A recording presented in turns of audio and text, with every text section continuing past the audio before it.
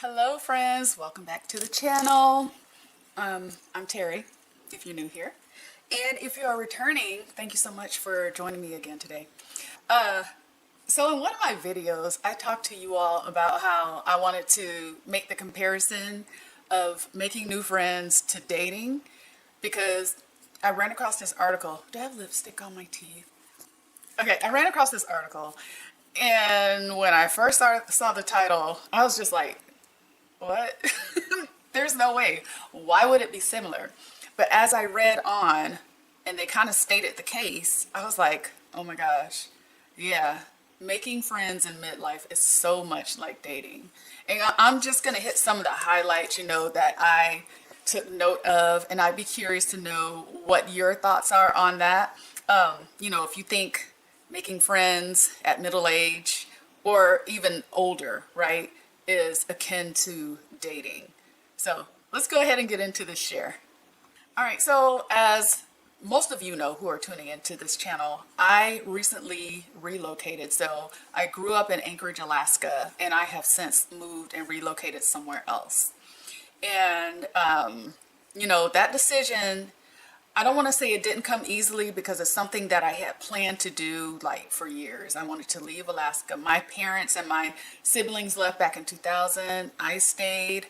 And then shortly after I became pregnant, got married, gave birth to my daughter, so I had obligations that kept me there.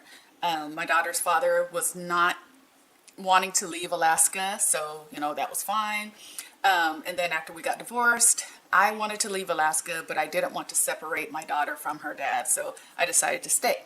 So now I have relocated, and one of the things that I hadn't considered is that, so most of my close friends that I have didn't live in Alaska. I do have some close friends that still live in Alaska, but like my girlfriends no longer lived in Alaska. It's like they all left around the same time. I want to say they all left, my goodness, probably when I was in my late 30s. They just went to different parts of the world even. And so, I maintained most of those friendships. Some of them kind of fizzled out. Some of them are kind of like holidays, birthdays, we would call and say hey and whatnot. But my solid friendship circle, they had been trying to get me to leave Alaska for years. And I told them why I was still there. But I noticed that I've moved here and I still don't have that friendship circle. And I'm talking about mostly friendships with women. And, they made promises, okay, we'll come and visit you. And I've made promises I will come and visit them. But it's not the same. It's not the same if you have access to your friendship circle and you all live like in the same city or in pretty close proximity. So my focus right now is mostly on developing platonic friendships with women. I have guy friends too, that's the thing, but I'm not as focused on establishing friendships with men. I want to have a really tight, close-knit friendship circle with some women here. And, my love life is on hold for now, and I'm okay with that. And I really do want to try and put a lot of intention into meeting people and hanging out and hopefully establishing friendships. And you know what? I'm kind of finding that it seems to be a little more difficult for me to establish friendships with Black women. I'm not sure why that is. I mean, it's kind of been like that throughout my life, except for the women that we grew up together. We were in elementary school. But even that, those friendships died down, because I don't really want to get into that in this video. But what I'll say is that, I've been intentionally focusing on extending myself and introducing myself to Black women in hopes that we can form friendships. And it seems like the women that I've met here, the Black women I met here, are more guarded. One of them is from Atlanta, and she just kind of told me about some negative experiences that she's had forming relationships with other Black women. And then there was another woman, she didn't really talk about her previous friendships, and our conversation was kind of brief. And she seemed like she was interested in maybe hanging out, but at the same time, she still seemed kind of guarded. So I'm not sure what that's about. And I've never had, honestly, well, no, I take this back, but okay, let me just say this. I've only had one close white female friend. And, her and we met in college, and, she actually was there when I met my daughter's father that night at a restaurant. But, her and we had friendships for a while, but then there were some things that kind of came up, kind of race-related topics, and that kind of, blew that friendship out of the water. But a majority of my closest female friends have been Hispanic women. So I have a really good friend who's from Panama. She lives in England, London, England, with her husband. A close friend that is from the Dominican Republic. They live in Colorado. And then my friend Mags, you all might remember her from some previous videos. She's from Mexico, and and then another woman from the Dominican Republic as well. So I don't know why it is, but it seems to me like having friendships with women from Hispanic background has come easily for me. And then I have two friends that are Filipino women, and they are just the sweetest people. So kind, so giving. They love to share. They adopt you. That has been my experience. And so, yeah, like I said, I had some close friendships with Black women. And there's one older Black woman. She's a really close, dear friend of mine. I look at her more as kind of like an auntie or maybe like a second mom. She's one of those women that prays for me, all kinds of stuff. But I'm talking about kind of like in my peer group of friendships. So I think I've kind of beat that up enough. Okay, so supposedly around the age of 21 is when we really start establishing and forming friendships and establishing best friends around the age of 21.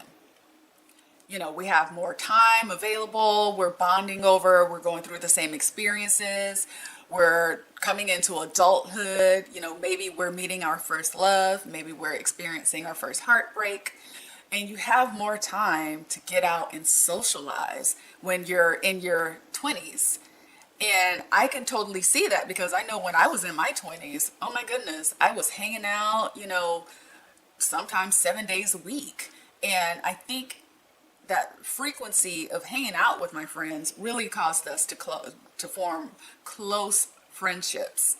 And, the things that were important back then, those things change as you get older, right? And it was very important to me to commit myself to that time with my friends when I was in my 20s and single, right? And so a study that I came across said that Americans spend probably about 40 minutes per day socializing. So if you think about it, we have 24 hours in a day. And if we're good about it, you get 8 hours of sleep. So that leaves 16 hours. You're at work. And then, you have your other 8 hours. And so to only spend 40 minutes socializing, that's such a minimal amount of time. But I think it's because, and again, especially as you get older, your time becomes more limited. Oh, and I thought this was interesting too. So what a study said is that it takes about 200 hours over a 6-week time period to establish a close bond with someone, and that's whether it's platonic or if it's romantic. So I thought that was pretty interesting too. So yeah, as you get older, you spend more time. If you're married, you're going to spend more time focusing on your spouse. If you have children, especially, you pour so much of your time into raising your children. And then not to mention a career. Some people are adult learners, so they're spending time going to school to get a degree, or if you're just putting in more hours at work, if you're traveling. There was a point in time where I was traveling so much for work. It was just stressful, and my friendships kind of suffered for it. We would touch base here and there, but it affected my marriage a little bit too, but definitely, because in terms of priority, your marriage is up here. your kids, and then your friendships. So yeah, there are so many things that can kind of start taking over your time as we become older, that friendship really does get deprioritized. And so again, 20 or so years ago, my friendships mostly consisted of people that I grew up with, consisted of people that I went to college with, consisted of people that I met through work. I mean, I established quite a few friendships through work. And this is when I was working jobs where we were like on site in the office. And then what I'll say too is over time, those friendships transitioned as I went through life transitions. Again, when I was single, I was a party girl. I was out and about socializing, 5 to 7 days a week.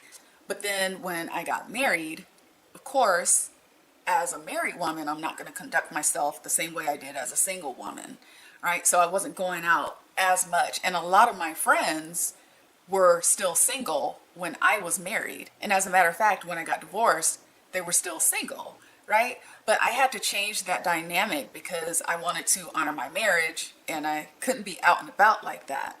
And then also having my daughter, that changed the dynamic as well because, setting the example, I didn't want to be hanging out, like I did when I was single. And then what I will say though is those friendships that I had, those strong bonds, I would invite them over to the house and so we would socialize and stuff. But, some of those friendships that I had with the single ladies, I know one of them in particular said that I had become boring after I got married and had a kid. And she was just like, I don't even know who you are anymore. I don't know how to relate to you. And I was just like, wow, okay. So that was lame. But then here's an interesting thing. So my friends that were married, and while I was married, things were great. But when I got divorced, the friendships with the married women changed. And I get it, right? Because I'm a single woman. I didn't revert back to how I was in my 20s, like hanging out and that kind of thing. But I don't know if maybe it was their husbands didn't feel comfortable with them hanging out with a single woman. I don't know. It was really different, and I was kind of disappointed in a couple friendships that I had with women who were married. And I felt like, well, wow, you only feel like you could relate to me while I was married. I was married for 10 years, right? And I don't know, maybe so much of me was associated with the marriage and maybe I just didn't know that.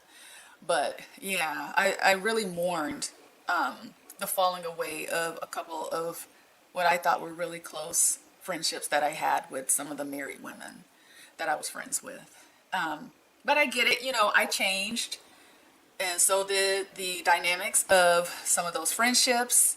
And then I will say just recently, the pandemic. Oh my gosh, the pandemic and the freaking election, that whole runoff between Trump and Biden.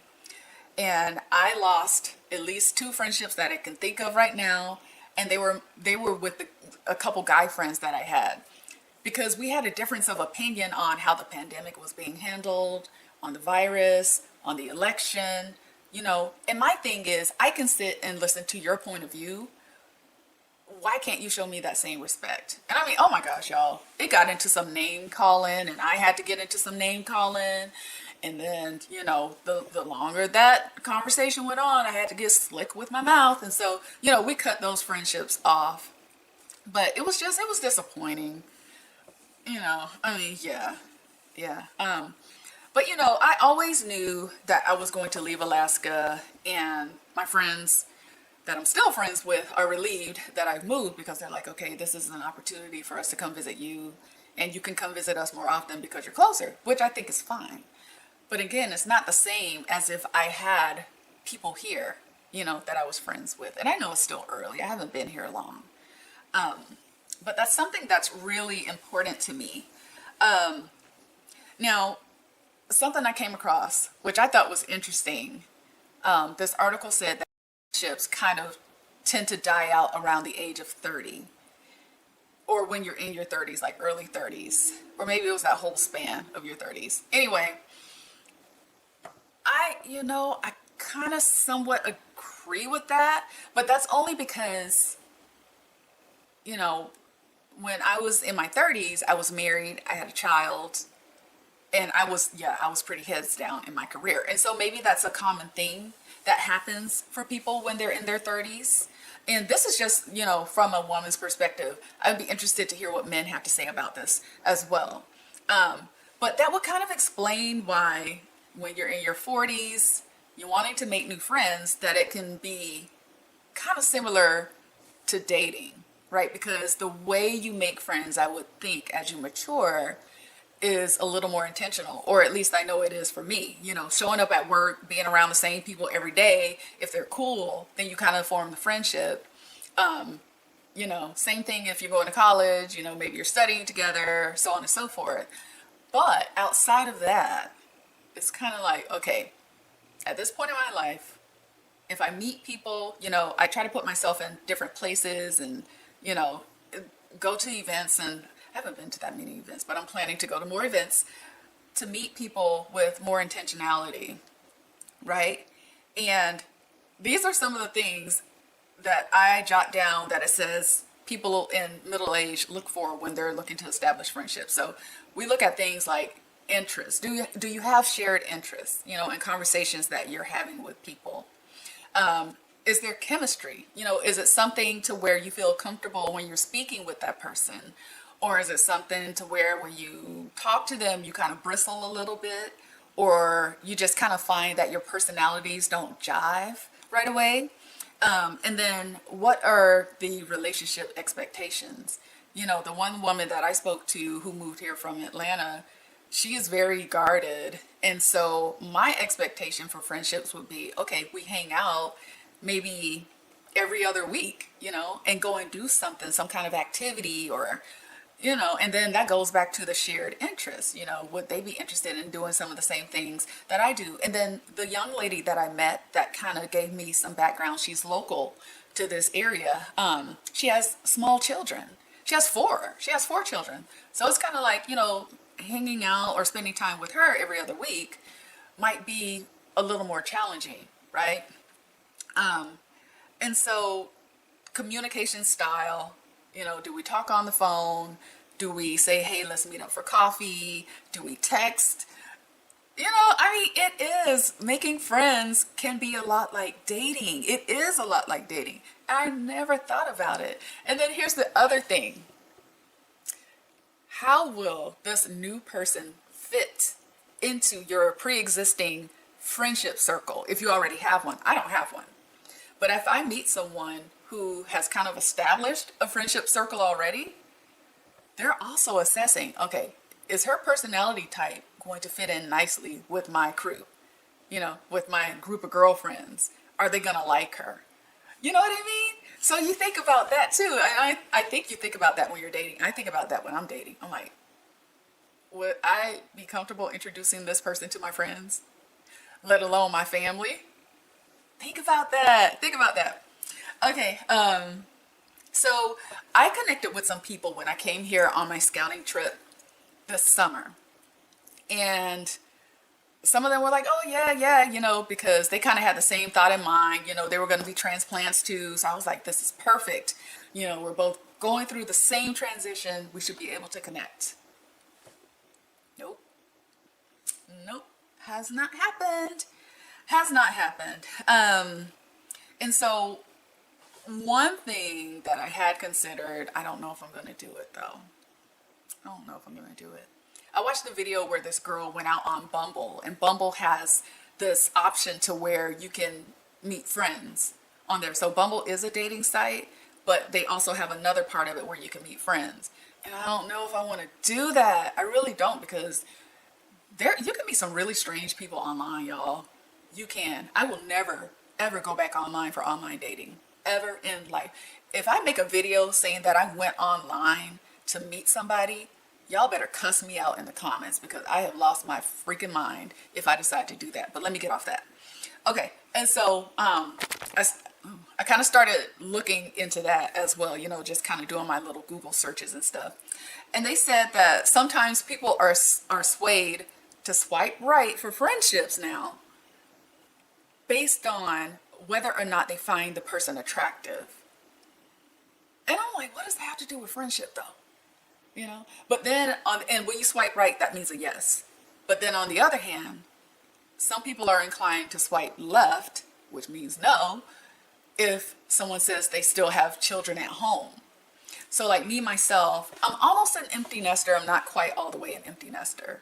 But how would I feel about forming friendships with a woman that has like small kids, you know, or a woman who's married? Do I only want single girlfriends, you know? So that is something to be considered too. And I don't have a problem being friends with women that have children. You know, I think children are awesome. I just don't want any more kids. So that's the thing. And when I babysit, they have to be really sweet in order for me to babysit. Yeah. And so, you know, again, I would like to connect with locals. I think it would be cool to connect with transplants because I feel like we would kind of have similar stories. Yeah. So making friends in midlife is way different from what I expected. And it's a little harder than what I expected.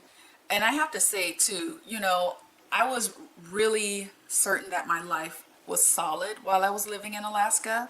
So, you know, I had my career, which is still on a great path, but I had that there. And then the city that I lived in, the city that I grew up in, you know, and then I had my pre-existing friendships. But I would say meeting people and forming friendship in midlife, one of the benefits is when I meet someone now, they're meeting me, middle-aged, midlife. I've kind of reformed myself, I would say. So the people that I knew that lived in Alaska for a while, you know, and they knew me from school or whatever, they kind of had like this preconceived idea of who I was or who I am. So I found too that whenever I would try and change stuff, and this happens with family too, they're just kind of like, ooh, somebody's acting brand new, or oh, where did that come from? Oh, I didn't know you like to do so on and so forth. Oh, I didn't know you were interested in XYZ. Whereas this person is meeting me now, and I have all those lessons learned, life experiences and stuff. So they're kind of getting to see the present me, who I am now, rather than knowing me from back in the day. So that is a gift. You know, what I would say is when I was 20-year-old me, 20-year-old friend, Terry, was very highly opinionated. That's one of the things that my friends really liked about me. You know, if they wanted the blunt, honest truth, they would come to me about a situation or whatever, and I would just kind of, but part of that was because I thought I knew everything, which I found out later on in life I did not. And, you know, there were times when I would put my needs above the needs of my friends. You know, I think a lot of people tend to be selfish in their 20s, right? 30-year-old Terry as a friend, life had humbled her. She was a lot more respectful of other people's opinions, of other people's time, and really appreciative, more appreciative of the friendships that she had. 40-year-old Terry, you know, I was set on my friendship circle. I didn't think I needed to make any new friends until maybe, I think, was it earlier this year or last year, where I was like, I want to start making some new friends, right? Because the friends that I have now, I've had for a while. When's the last time I made a new friend? My goodness, it's probably been about 4 or 5 years since I made a new friend. And that sounds kind of sad. You know, and I'm still in my 40s, but I want to be intentional, like I said. And I don't know if that's the best approach. You know, I know with dating or finding your soulmate or whatever, they say, oh, it happens when you're not expecting it. I don't think it's the same way with friends, though. Honestly, I feel like you can be intentional with getting out, meeting people for the purposes of forming friendships. I really do believe you can be intentional like that. And I believe it can happen. So I'm looking to build friendships that will carry us over into old age. You know, we'll be sitting up, you know, watching the grandkids play, maybe even watching the great grandkids play, and, you know, go to each other's kids' weddings and, You know, and some of that stuff is happening now. I had my daughter later in life, but you know, it would just be cool to have those friendships, knowing that they are going to sustain me through old age, and I will be there with them through their latter years in life too. So I don't know if I'm going to post this video. This is kind of me just kind of venting and sharing, you know, my thoughts on making friends and dating and how it is pretty similar, right? So, all right, so if I do upload this video though, and you found it helpful, if some things you were just kind of like, oh yeah, if that jived with you, okay, cool. You know, comment below if there's certain things that were said and you're just kind of like, that hasn't been my experience.